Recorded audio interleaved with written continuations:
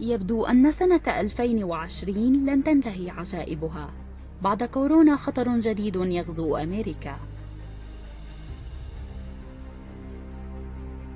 الدبابير الآسيوية، عيون عجيبة عملاقة لدغتها سامة وموطنها الأصلي في آسيا.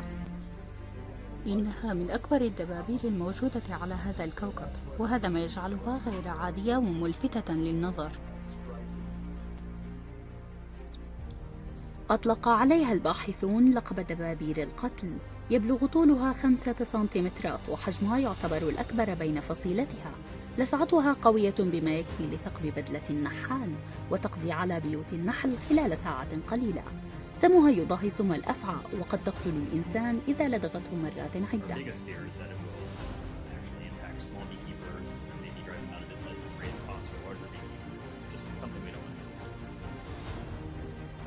تسببت بقتل العشرات سنوياً في موطنها الأصلي آسيا، ورصدت لأول مرة في واشنطن بعد ديسمبر.